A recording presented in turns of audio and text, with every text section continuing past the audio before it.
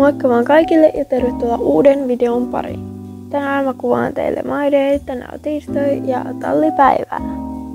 Ja nyt mä vaan kävelin pysäkille ja sieltä sitten kouluun. Koulu alkoi kello 8.50.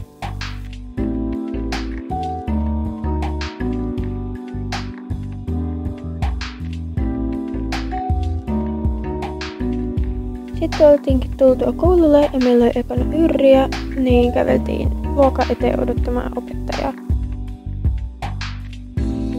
Sitten loppui yrri ja sen jälkeen oli 2 liksaa ja me käveltiin liksapaikalle.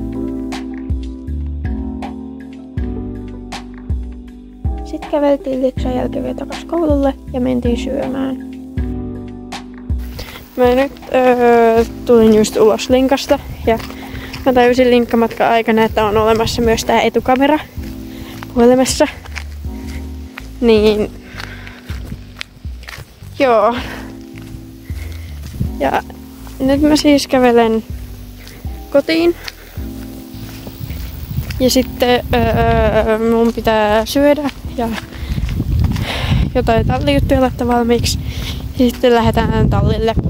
Viimeistään 4:30 ollaan siellä, kun mä pääsin nyt niinku 3 koulusta ja kello on nyt 3:30. Tunnin päästä viimeistään pitäisi olla tallilla. Mieluiten vähän ennemminkin. Mutta joo, nyt mä kävelen kotiin. Mä on myös porkkanoita, niin mä otan ne sitten mukaan, niin saa hepat jotain herkkua.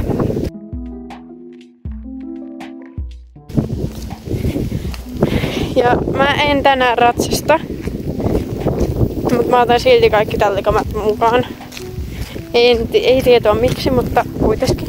Kaikki tuntiryhmät menee tänään maastoon, niin mä teen siellä jotain ehkä ponien kanssa sitten kun muut on maastossa.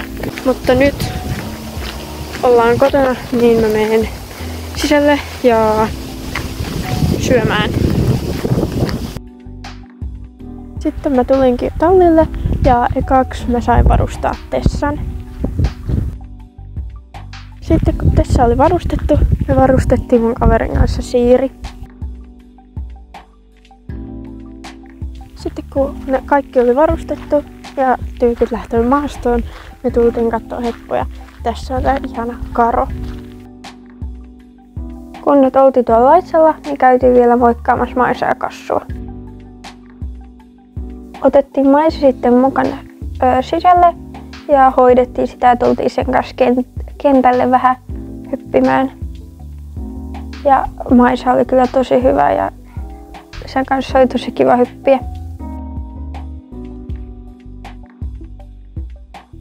Otettiin Maisan kanssa pienet välikäynnit ja sitten vielä jatkettiin hyppimistä.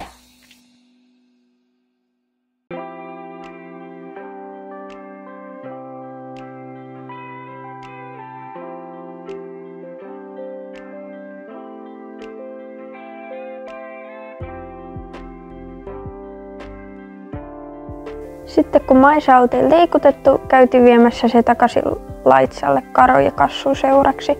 Ja sitten kaikki tulikin jo maastosta ja hoidettiin hepat laitumelle yöksi.